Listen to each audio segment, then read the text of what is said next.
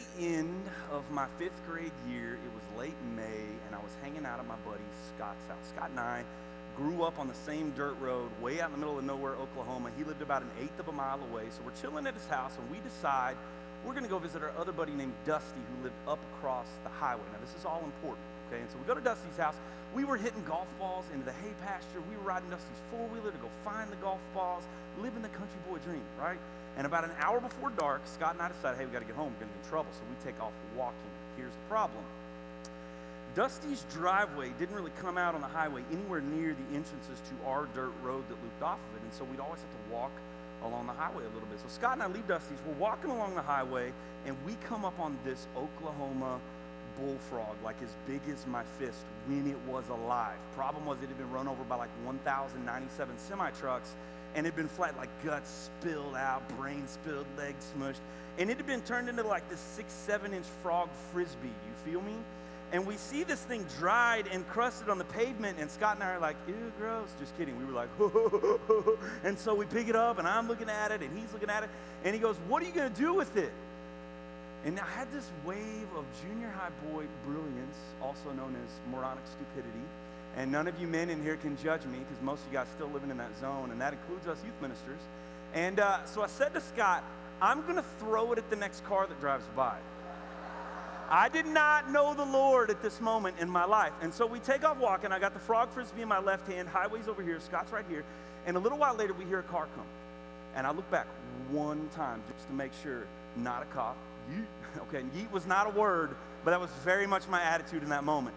And so I never looked back again. I didn't time it. I didn't aim. I just played it by ear. And when this truck ended up being swooshed by, I tossed this frog frisbee in the general direction of this car, and then a whole lot of poo hit the fan at once, right? They slam on the brakes, the truck's like shimmying down the highway, tires screeching, arms are waving out of the window. They kick it in reverse, and we see the white lights, and I like point at Scott. I'm like, what'd you do, you know? And then in that moment, we did the only thing that we humans know to do when things get really scary and really hard. Run and hide. Problem was, they were between us and the entrance to our dirt road that we were going, and we'd never beat them to the one back here. So the only option we had was to run through about 150 yards of just hardwoods, just nasty thorns, poison ivy, spider webs, and so we just take off hauling the mail. And Scott played a lot of sports, and he was really fast, and I played a lot of Nintendo, and I was kind of chubby, and so I'm just trying to keep up, right? And so by the time I get to the dirt road, Scott's already in his yard, and he's like, I'll call you tomorrow, and I still have like an 1/8 of a mile to go, and I'm running as fast as my chubby little legs will go. And as I get close to my house, I realize, oh crud, my mom, my dad, my aunts, my uncles, some of their friends are all sitting out in the front yard in lawn chairs because there was this big festival in town that day. It was a Saturday, and they're all just hanging out. I'm like, it's going to look really suspicious if the little chubby child comes home in a full sprint. And so I stop, and I'm trying to catch my breath and be cool, and I walk up in front of them, and I'm like, I'm going to go take a shower. Because here's the problem. What junior high boy comes home hours before bedtime on a Saturday night when his family doesn't go to church on Sunday morning and volunteers to take a shower, okay? Junior high boys today think that showers come in a black can that says Axe, okay? Some of you been in here. I've been here since yesterday. You look like you fell head first in an oil slick. Like, please, for the love of baby Jesus, take a shower, okay? Time back in. Now, here's the problem. I say this to them, and it is their first clue. Something's not right. But they were like, okay, bub. And so I go inside, I get my clothes, I hit that shower as fast as I could, and I took like the world record length junior high boy showers, like 45 minutes, an hour long. Why? Was it the poison ivy? Was it the thorns that had cut me? Was it the spider webs that hit me in the face? No, I needed a place to hide. And I felt safe in the shower because I could lock the door. They wouldn't, because I knew that couple was probably looking for the little chubby boy that threw the frog. And so I take this long shower, and I get out, and I just have to walk across our living room to get to my bedroom, and then I'll be in my next hiding spot. And I take off walking, and I hear my dad outside go, boy, get out here. And as soon as he said it, my cheeks just locked, because they were like, Tibbit, you did it again. You did something stupid, and we're about to suffer. And so I start walking outside. My cheeks and I are like mourning the fact that we're not going to sit normal for months or walk normal for months. And I get outside, and my dad in front of everyone is like, did you throw a frog at a truck on the highway? And in that moment, I knew if I lied, he finds out it's 10 times worse later. And out of respect for the cheeks, I had to tell the truth. And so I said, yes, sir. And then I awaited my judgment, right? And as I waited, I remember this moment like seeing some of my aunts, it was like an SNL skit that was busted up, like seeing some of my aunts and uncles like trying not to laugh, and I was like, file that one away, okay. Boy, go to bed. Don't be doing stupid stuff like that anymore, right? And so I walk away, and you know this moment where you're rejoicing on the inside, but you still have to act like you're sorry, and so I'm like, so remorseful, tear. But on the inside, I'm like, how do we get away with that one? Like, that's what I'm talking about, okay? Here's the deal. Here's how we got away with it.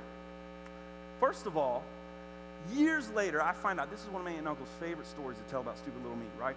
And so we're at Thanksgiving in my grandma's trailer, and my aunt brings it up and starts telling the parental side of things, right?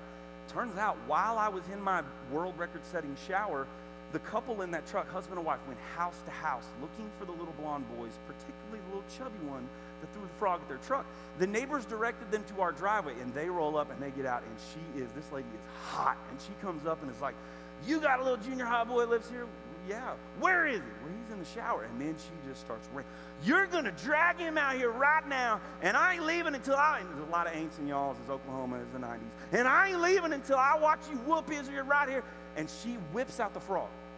Because he threw this frog through the window of our truck on the highway and hit me in the head. Swear. I have phone numbers backstage of aunts and uncles who can validate. Now, here's the thing. Here's how I know God has a sense of humor. You ready? As an adult, I can't throw a Frisbee straight. Like, it's just all, like you people that do that stuff, I hate you, right? But as a fifth grader, with my left hand, and I'm right-handed, without aiming, without timing it, I nonchalantly threw a frog Frisbee through the open window of a truck on a highway that's marked 65 miles an hour and hit the passenger in the head. And the only things that saved me, number one, Mama Bear. You don't tell my backwoods mama what to do with the kids. And so when this lady's like, my mom reared right up and was like, you're gonna get off our property before bad stuff happens. And so this lady leaves angry and upset. And the second thing that saved me is after they leave, my mom and dad come back and they can't be mad at me because all of their guests, my aunts and uncles, are too busy laughing because they thought it was hysterical. And the third thing that saved me that day is that when the rubber met the road and things got hard and things got scary, my chubby little legs ran and hid in the shower. Now, here's the deal. You run and hide all the time. You run and hide from stuff like scary text messages, right? Let's say you're doing a group project at school, and if you're like me, you do everything last minute, right? You don't even know how to spell group project. And there's like that really organized person that leads the group. It's usually a female because they're pulled together, and she sends you that message, and she's like, hey, our group project's due tomorrow. How's the poster board coming? And you haven't even bought the poster board, right? What do? You ignore that text and pretend it never got sent. That's called running and hiding. Let's say you're failing a class in school, and the school is giving you this wonderful ability to log in and check your grade and see what assignments you're missing and talk to your teacher and be like, what can I do to make this up? But do you do that when you have an F? No, you just meditate it away and pray. At the end of the semester, it will magically transform itself into hard work. If you need to break up with your boyfriend and girlfriend, we don't do that face-to-face. That's weird as heck. You send a text message and you avoid them for the rest of your life. All of these are called running and hiding. But here's the problem. I wish, as a youth minister, this youth minister's heart wishes more than anything that the difficult things that you had to run and hide from were only ever as petty as text messages and ex-girlfriends and boyfriends and failed grades. Because here's what I know. I'm a youth minister, and I work with students just like you. 2 weeks ago, I brought our high school ministry to this campus, and my kids in our group sat in these chairs. And I know the stuff that you guys go through. You face so many of you in this room face incredibly hard, incredibly difficult, incredibly scary, nasty situations. Some of you brought a whole lot more here this week than luggage. You're carrying a burden back home in your family. You're carrying a burden back home in your ball teams or your school or in your relationships or in your dating relationship or in your mind or in your heart. So many of you in this room tonight are facing incredibly hard, scary situations. And I know because 2 weeks ago I brought you here. I brought a girl named Addie. Addie's grandma got cancer, and we have a real small community, and everybody knows this lady, and we prayed and prayed that Addie's grandma would get healed, and she died. And then within a month, Addie's other grandma that she was also very close to died suddenly and unexpectedly. This poor girl, this junior that we brought, lost both grandmothers in less than a month time span. And I know as I say that, there's some of you people in here right now that rings too true. Because you know what it's like to bury a grandparent. You know what it's like to bury a parent, a sibling. Maybe you know what it's like to bury a classmate. We did this year. His name was Brock. He had just graduated. Funniest kid ever. We called him Hollywood. He was loved by everybody, right? And he's riding in a car, and the driver's distracted. And Brock was thrown through the windshield because he didn't have a seatbelt on. Please wear your seatbelts. And he died at the scene. And I bawled my eyes out at it as I did his funeral in our sanctuary. And our sanctuary was full of hundreds of kids just like you who were hurting and struggling. Why would God allow this to happen? Why did this happen? I took Brock's, one of his best friends and another one of his good friends, to this conference 2 weeks ago.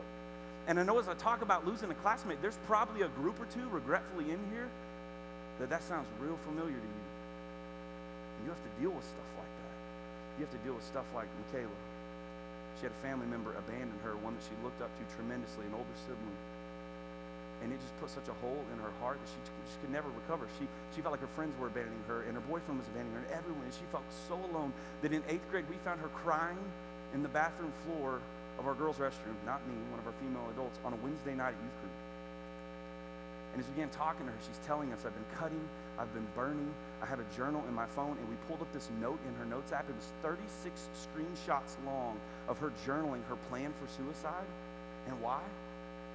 And I know as I say that, there are kids in here right now who literally have a plan.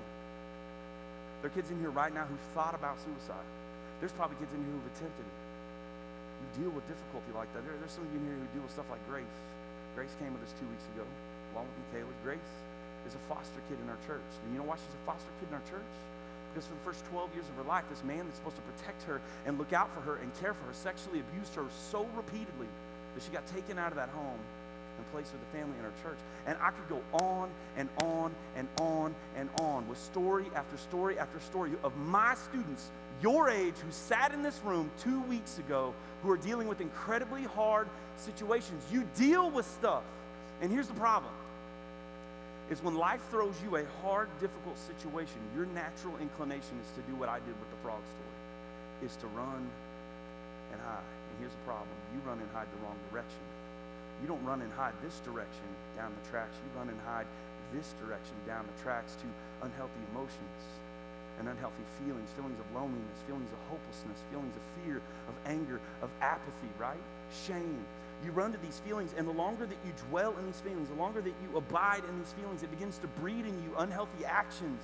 You begin to live out rebelliousness and recklessness and sin, and you get habits and addictions that hurt you and make it worse. And the entire time, what you need, students, what you need more than anything is to not run this direction down the tracks, but to run this direction down the tracks to the arm of the Father who's in control and who's with you. And that little nugget I just said is not some flowery words of some chubby dude from Arkansas, right? That is literally Elijah's jam tonight. This is his story in 1 Kings 19. He's been on mountaintop after mountaintop. This hero in the faith you guys have been studying all week long. Tonight, he's going to struggle. He's going to get a situation, a difficult hardship thrown his way. And instead of running the right direction down the tracks like he has before, he runs the wrong direction down the tracks to feelings of anger, hopelessness, apathy, loneliness. Now, why are we looking at this? Is it so we can put a little notch in our spiritual CZC on our belts? You know, is it because it's the next story that we have to look? No. We are looking at this because on the pages of 1 Kings 19 is your story. There is hope and there is wisdom for you students who are dealing with difficult situations and hardships in your life right now in Elijah's story. So, what was he running from? What was the big situation that gets thrown at Elijah? Brad talked about it in video. Chad talked about it this morning. I wish my name were Thad. That'd be dope, but it's not. But Jezebel, listen, this crazy lady, there are a lot of crazy ladies out there. Some of y'all brought them as volunteers, but this crazy lady threatens Elijah's life. Like literally he has this mountaintop experience where he sticks his neck on the line, one versus hundreds, and God shows up, and it's like the next day. She's like, what you did to my prophets when you put them to death, I'm going to do to you. I'm going to kill you, Elijah. And for whatever reason, in this moment, she makes this threat, and he puts this threat over his eyes like lenses. and it's all he can see. And he doesn't run this way down the tracks like he's done time and time again. Listen, Elijah has faced some hardship, right? When he was an unpopular dude who was God's mouthpiece telling everyone, you're going the wrong way, calling them out, instituting the drought on God's behalf. When the drought was going down, God says, go to a brook at Kerith. I'm going to water you and feed you by ravens. What did Elijah do? He ran and hid in the Father. And when that brook ran out, and God told Elijah to go to that widow's house, and he made sure that that widow's cupboards never went dry, and to raise that widow's son from the dead, that's tight. What did Elijah do? He ran and hid in the Father. And when he's outnumbered hundreds to one on the mountaintop, what did he do? He ran and hid and trusted in the Father. There is nothing wrong with running and hiding from difficult stuff when you run to and hide in the Father. He's done it time and time and time again. But right now, he doesn't do that. He takes this threat, he throws it over his eyes, and it blinds him. He can't see the Father. He can't remember all the ways that God has had his back and been with him in the past. And for whatever reason, he turns the wrong direction down the tracks, and he runs to some unhealthy feelings. And when I say dude runs, he was like the Forrest Gump of the Bible. Like, I just felt like running, and he never stopped, right? Dude was in the northern boundary area of Israel, and he runs 100 miles to lay under a tree near Beersheba and wish he could die. God feeds him from, an angel. He gets up. He runs over 40 days and 40 nights, another 260 miles out of the nation of Israel, down to the Sinaitic Peninsula. Hopefully I pronounced that right. I mean, he runs 360 miles in a span of a couple months, the wrong direction down the track. And what did he run to? If he's not running to the Father, what is he running to? You may say a cave, but no. He didn't run to a cave and the cave made him feel those unhealthy feelings. He ran to some unhealthy feelings, and those feelings led him to a cave. Does that make sense? He ran to these feelings, these unhealthy feelings, loneliness, apathy, anger. I'm going to read it for you, but I want to be real clear, okay?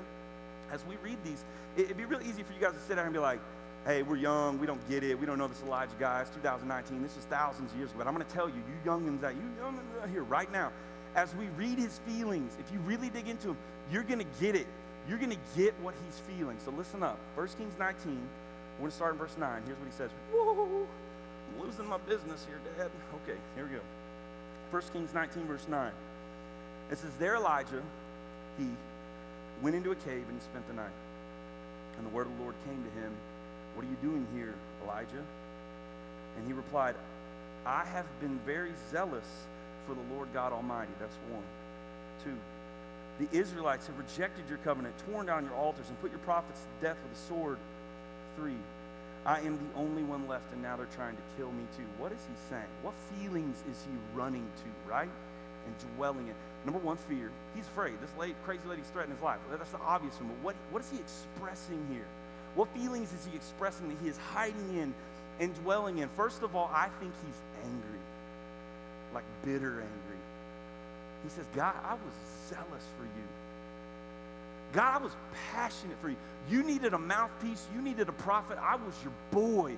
I faced difficulty every day of my ministry for you. I did everything right, and I still get dealt this raw hand. It's not fair. I don't deserve this. I think he's angry and bitter, right? And he's living in that, dwelling. The second thing he's living in is I think he's hopeless to the point of apathy. He basically, God, they've rejected you. They have turned their backs on your covenant. They've torn down your altars. They have put your prophets to death. I'm seeing a pattern here, God. And you know what? We had this big victory on Mount Carmel, and guess what? Jezebel's still on the throne. She's still threatening my life. That victory changed nothing. Nothing. There's no hope. It's never going to get better. I don't care anymore. I'm apathetic. Here's the third thing he's feeling. He says it so clear. God, I'm alone. There's nobody left but me. There's nobody to suffer with me through this. It's just me. Now, here's the thing. You feel those, don't you? I work with students just like you. You feel those. I know at times you guys get angry and bitter towards God because you're like, man, God, I was trying to do right and live right, and I still don't understand why I have to deal with what I deal with at home. God, I'm trying to live right and honor you, and I don't understand why the people at school treat me the way they do. and it leads you to be angry and bitter. Any of you ever feel hopeless? God, nothing's ever going to change. I'm never going to fit in at school. My stepdad is always going to treat me the way he does. I'm always going to be second class in my home to the kid that my mom had with him. Nothing's ever going to change, God. I'm never going to be good enough. You ever feel hopeless? You ever feel alone? Like Kayla did. Didn't feel like she could talk to anybody. Some of you out here probably feel like nobody understands what you're going through, what you're dealing with, a situation you're wearing on your shoulders. I know you feel those. And this is the cave that Elijah's dwelling in. He is abiding and living in these unhealthy emotions, and it's led him to some unhealthy actions. God, I've given up on my calling. I've run for a couple of months the wrong direction away from you, and I'm ready to die, right? And it's in this darkest moment. Yeah, Mount Carmel's cool. The ravens, that was cool. You want to ask me what I think the coolest part of Elijah's story is right here. In his darkest moment, when he is ready to throw in the towel, he doesn't care. He is ready to die, and he is so blinded by his feelings and emotions that he's put on like lenses because of the lens of this situation that's been thrown his way. It's in his darkest hour that God shows up. And when God shows up, some super cool stuff happens. Here's the first one. We've already missed it. The coolest thing that happens when God shows up, we've already read it, and we don't even see it, right? And I think there's some students out here that need to hear this. And here's what it is. You ready? God chased him down. Like, sought him out. Like, you got to keep in mind, God already had Elijah's replacement picked out. His name was Elisha, right? And even though he could have just been like, I'm done with that fool and moved on to this guy, he didn't. He chased him down and sought. And I know that God is not restricted by time and space, right? But figuratively, God chased him down, sought him. We sing songs about this. No shadow you won't light up, no mountain you will climb up, coming after me. But do you believe it? Because that's what he did in Elijah's story. Elijah ran 350 miles the wrong direction, and God ran 351 to meet him in his misery. And I think you need to hear that, because there's some students out here that think that God is content to stay on his end of the tracks. They think that, man, when that situation comes their way and they run so far the wrong direction, that God is standing over here on the right end of the tracks that they should have run, and he's looking at them going, well, what in the name of me is that little moron doing? Little Tibbit over there going the wrong way. Holy Spirit, come look at this. Look at Elijah, you know? Yeah, that's the one, Mount Carmel, same one. I know. You know, we think that God is like sitting on his end of the tracks, disappointed and frustrated and angry, and he's looking at Elijah going one more step into the dark recesses of that cave, and I'm done with you, and I'm moving on with Elijah. And some of you think that's how God views you. And I'm here to tell you right now, that's not what happened. That's not what happened in Elijah's story. God could have given up on him and moved on to Elisha, but he didn't. And some of you need to hear that God is not looking for a reason to give up on you. Like, he's not content to stay on his tracks while you run the wrong direction to unhealthy feelings and unhealthy actions because of some difficulty you're facing. He's not content to stay over here and watch you suffer and wait on you to figure it out and come back to him on your own, right? He chased him down, sought him out. If our God was looking for a reason to give up on you, then what Jesus did on the cross would make zero sense. Zero sense. He chased him down, sought him out 350 plus miles, figuratively, to meet him in his misery. And when God shows up, the coolness just continues to grow and grow and grow. Here's what happens. I want to read it for you. We're going to break it down. Okay, starting in verse 11. Elijah has just expressed his feelings that he's hiding in, and this is what God says. The Lord said, go out and stand on the mountain in the presence of the Lord, for the Lord is about to pass by. Whoa, okay? Outside of the ministry of Jesus, God in the flesh, there's only a handful of times in Scripture that an individual gets to see God's presence or see the Lord pass by. It is super rare. Why is it happening here? Because you know what Elijah needs? He doesn't need God to sit on his end of the tracks and yell a lecture at him. Hey, you're going the wrong way, moron! He doesn't need a kick in the pants. He doesn't need to be chewed out. He doesn't need to be slapped around. He doesn't need 3 points about why he shouldn't be going that way. You know what his child needs? God knows what his child needs is to see him. Because Elijah has let this threat from Jezebel cloud his vision. He's put it on like lenses, and he can't see the Father. He can't even remember all the ways that God has had his back, and he's run to these feelings, and he's put loneliness and apathy and shame and fear over his eyes like lenses, and he can't even see truth. He can't even see the Father. And so God says, son, I need you to go to the mouth of the cave, because what you need right now is to see me. And then a great and powerful wind tore the mountains apart and shattered the rocks before the Lord. But the Lord was not in the wind. And after the wind there was an earthquake, but the Lord was not in the earthquake. And after the earthquake came puppies. Let's make sure you're paying attention. All right. After the earthquake came a fire, but the Lord was not in the fire. And after the fire came, man, that trailer they played last year gives me goosebumps every time. After the fire came a gentle whisper. Elijah heard it. He pulled his cloak over his face, and he went out and he stood at the mouth of the cave, and then a voice said to him, what are you doing? You know, a lot of times we read God's voice and we infuse in it our shame and our guilt. And I think here that's not how it sounds. It doesn't sound like my mom did when she used to yell at me as a kid, right? You got to understand, this is a God who's chasing down his broken kid that he could have easily given up on, but he won't. And so I read this like that concerned father kneeling outside of his kid's room. What are you doing here, Elijah? And he replied, I've been very zealous. He says the same stuff. God, I'm angry because I was your boy.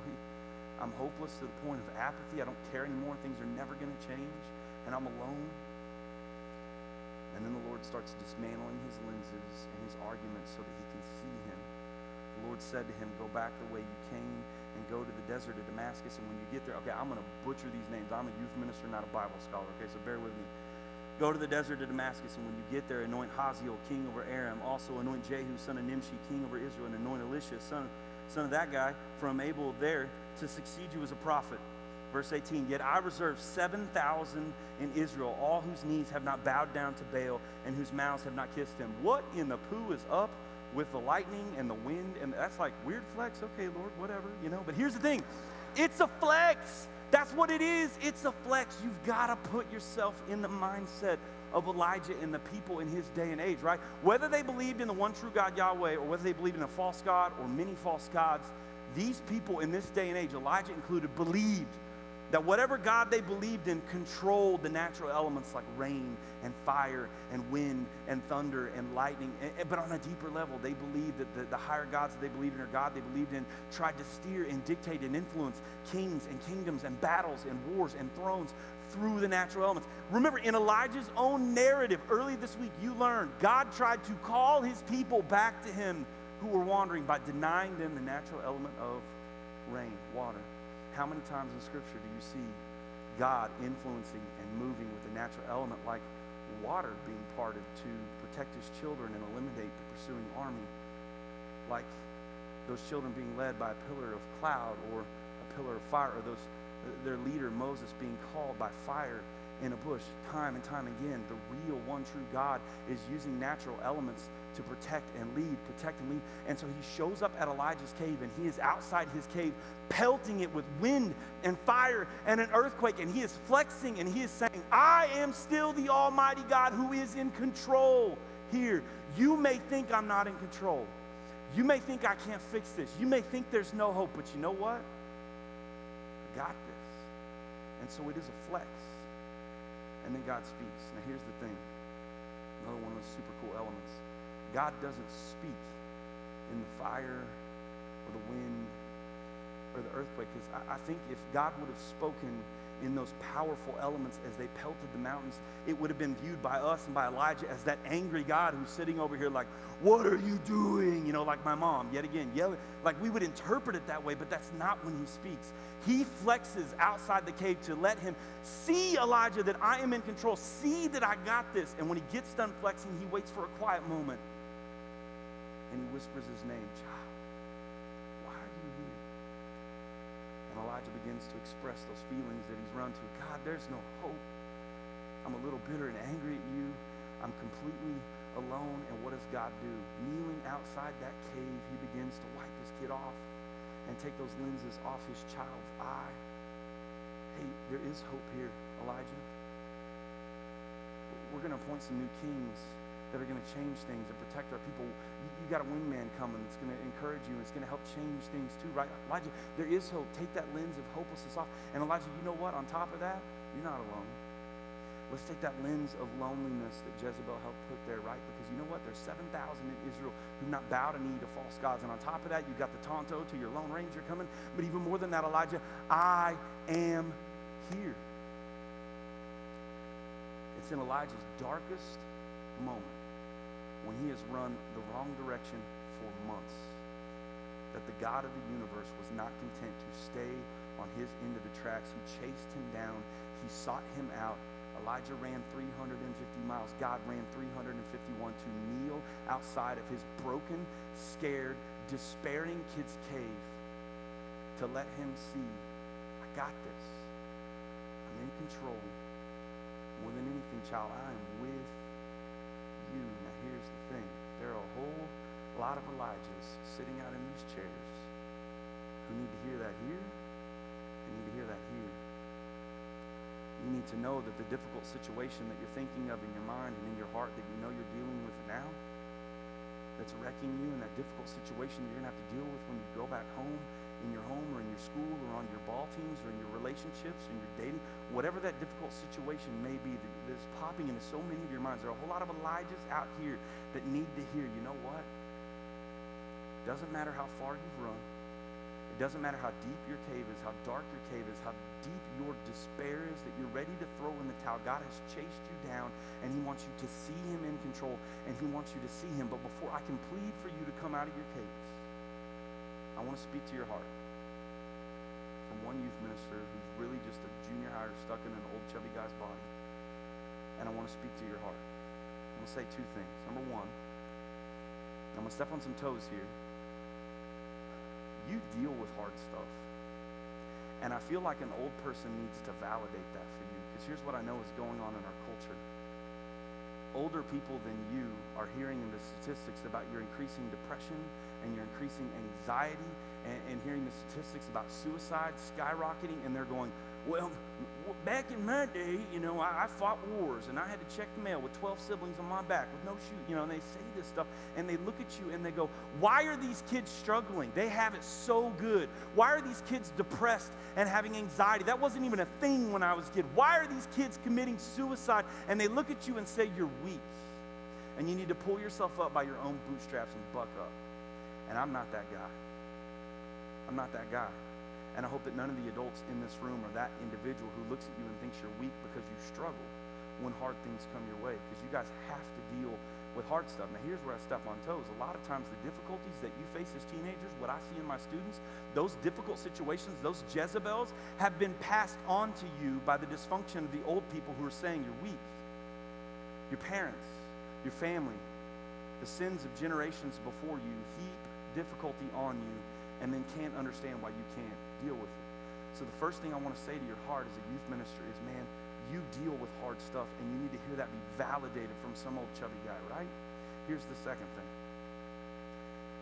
Not only do you deal with Jezebels, but before she ever shows up, your generation is dealing with the difficulty in life from a more broken foundation than any generation I think that's ever walked the face of our country. You guys are already hobbled and broken and struggling and on crutches and black-eyed before that difficult Jezebel ever even shows up. And here's what I mean. You're broken in your identity. You don't know who you are. And you're broken in your sense of belonging outside your home. Let's talk about identity. You ready? Where's the place in your life that you're meant to firmly plant your feet and figure out who you are? Where's the place in your life that you're supposed to be poured into and built up and loved and shaped and molded? Where's the place in your life that literally is supposed to be the first glimpse that you have of the Father's love? It's your home. And no generation ever in the history of our culture, I believe, has had a more broken home life than the one represented in this room right here. You guys have to deal with some messed up stuff in your home lives, and it rocks you in your identity at your foundation. You have to deal with dysfunction like divorce. And I almost don't even mention it because I don't want to make anyone feel unnecessarily guilty in this room. But man, I know God can still work in split families and single families, and God can still work in blended families, but you can't tell this youth minister for 5 seconds that it doesn't hurt a kid and set them back when that nuclear family that God intended them to have splits. You have to deal with the dysfunction of divorce and the messiness that follows. You have to deal with the dysfunction like substance abuse and alcohol abuse that's skyrocketing in the homes of these students in this room on a daily basis. My extended family was riddled with drug and alcohol abuse. I had 2 uncles die of drug overdoses. One of them, his marriage was falling apart. That was his Jezebel, and he didn't know God. So what did he run to? He ran to a hotel room, but he ran to despair. And he drank so much and did so much drugs, he asphyxiated on his vomit in his sleep. Had another one that fled from a court-enforced rehab and OD'd on purpose. And I could go on and on. You guys have to deal with that stuff in your home, the dysfunction of substance and alcohol abuse. And you have to deal with the dysfunction of verbal abuse and emotional abuse and physical abuse and sexual abuse. Oh my gosh, the last statistic I read when I was prepping for a parenting class, listen adults, 1 out of every 4 females in this room and 1 out of every 6 males in this room will be sexually abused or sexually exposed before they turn the age of 18. That is heartbreaking. Heartbreaking that your naivety and your innocence has to be taken to you by corrupt people who look at you and say oftentimes that you're weak. It kills me. And if you guys aren't dealing with dysfunction like that that's on a big, big scale, more often than not, you know what I see? I see you guys living in the home of parents that are distracted and disengaged. And it kills me. My wife sees it in her 2nd grade classroom. I see it in my student ministry. Your parents oftentimes, if they're not incredibly dysfunctional, or if they are, it doesn't matter. They're so caught up in their own hobbies and their own interests and their own Netflix shows and their own problems and their own issues and their own money and their own relationship dysfunction. They're so caught up in their me time and their own life that they don't have time to pour in you, to shape you and mold you. And as long as you will stay out of the way, they don't care what you do. And so many of you in this room are being left by your parents to be parented by Netflix and a video game console, and it kills me. If I had $1 for every time I showed up at Sunday night high school youth group and said to a kid, hey, what'd you do this weekend? I watched 2 seasons of some show on Netflix. I played Apex or Legends for hours and hours on Saturday. I barely got any sleep. If I had $1 for every time I heard that, I have a lot of dollars. Here's the truth. Your parents not care about pouring into you, spending time with you, shaping you, molding you. You guys have to deal with this stuff. And so in your home life, which is supposed to be this place that you figure out who you are and your identity, you're broken and you're shaky. And so then you leave that broken, shaky foundation in your home and your identity and you try to find a place to belong. Man, we are made in God's image, and he created us because he wanted community and relationship with us, right? And so we're going to long for community and relationship. And so you leave that home shaken in your identity, and you go out in the world to try to find a place to belong, some people to fit with, right? And you deal with the same crud that I did. A whole bunch of broken, insecure people taking out their brokenness and their insecurities on you. You're never going to be pretty enough. You're never going to be athletic enough. You're never going to be smart enough. You're never going to be skinny enough. You're never going to be popular enough. You're never going to be whatever enough. And you guys deal with that stuff just like I did. But here's the difference. You go home and you can't escape it. I could. I would get bullied at school and made fun of, picked on and belittled. And when I went home, I unplugged from that scene. I didn't have to be reminded of it. You guys can't do that. Because you carry around in your pocket a daily reminder of that social scene. And Satan is using that little thing you call a smartphone. I call it a nightmare rectangle. It has a lot of purposes that are good, but our enemy uses it every day to whisper in your ear, hey, you don't belong. You don't fit. Because you get picked on and belittled and outcast and cut off in the community, and you come home and you see, wow, those boys that I thought were my homies went fishing or went to the movies and didn't invite me. Hey, those girls that I thought I was friends with had a sleepover and I didn't get a text. Hey, this girl over here gets to go on vacations every summer. We don't have money, and so I don't get to go on vacations. She took a friend and didn't take me, right? And this boy gets to go on travel ball teams because he's really athletic, and I never get invited to do travel ball teams. And man, look at this girl's bikini pic on vacation, right? That's why all the boys are lining up and chasing her, and the boys aren't lining up and chasing after me because I don't look like that. And the Instagram models I follow remind me that I'll never look like that, right? And I can go on and on and on of the ways that you deal with that crud out in the community that you don't fit and you don't belong, and you come home and you look at it on a screen all day long and you won't put it down because you're afraid you'll miss out. And Satan is telling you time and time again, you don't fit. don't belong. You're being left out. You don't get enough likes. You're not good enough. And so you're broken and shaking in your sense of belonging. And you're broken and shaking at home in your identity. And you are already on crutches, hobbling, black-eyed, bleeding before Jezebel ever shows up. And so life throws you a difficult situation, and you are already so hobbled and so overwhelmed that when life throws you a death in the family, or hardship at school, or hardship on your ball teams, or in your relationships, or whatever difficult situation, Jezebel comes your way, and it is so natural for you to turn and run the wrong direction down the tracks to a cave of your own despair. God, I'm alone in this. I'm hopeless. And it's no surprise to me. It breaks my heart, but it's no surprise to me. The statistics that I read about you. Our government did a study, CDC, Center for Disease Control, did a study from 2010 to 2015 about you, your generation. And they found in that 5-year time period, 5 years, they found a 58% increase in diagnosed depression amongst teenagers. In that time period, they found a 31% increase in suicides amongst teenagers in a 5-year time period. And in that same time period, if they look just at females, you creatures that do everything through community and a sense of belonging, you can't even go TT in the bathroom without going in a flock. When they looked at females in that same 5-year time period, they found a 65% increase in suicide rates. It kills me to hear that, because I have gone to the clinic in the town next to me and visited kids who tried to end their life from my youth group, more than I'd like to admit. It kills me. But I'm not surprised. I'm not surprised. I'm not surprised those statistics are true. They're heartbreaking, but they're true, and they don't shock me, because I know what you are dealing with at home in your identity, and I know what you're dealing with out in the community in your sense of belonging, and Jezebel shows up, and you are running to a cave. There's no hope. I just want to give up. I'm completely alone. I'm afraid. I'm angry. It's led me to make bad decisions. It's now I'm completely ashamed, right? And I'm here to tell you, students, I'm here to tell you, this youth minister's heart is here to tell you that it doesn't matter what the situation is. It doesn't matter how far you've run. It doesn't matter how deep and dark your cave is. It doesn't matter if you are ready to throw in the towel or you've already tried. It doesn't matter. The God of the universe is not content to stay on his end of the tracks and watch you try to figure it out on your own. If you are bearing a burden, he has chased you down and sought you out. If you have fled to a dark cave and you are struggling with hopelessness and loneliness and you're dwelling in that, he has chased you down and sought you out, and he is kneeling outside your cave and he is whispering your name. He's not yelling. He's not angry. He's whispering, Madison, Taylor, Eric, Jamal, Liz, Hallie, Kayla, Austin. You may think that you're alone, but you really have a youth group of people who will back you. You got adult leaders in the youth ministry that will back you and be there for you.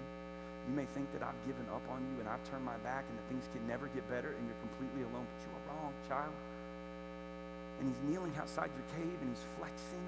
He wants you to see that he is the all-powerful God and he is in control, but more than anything, he wants to take those lenses off your eyes. Child, there is hope.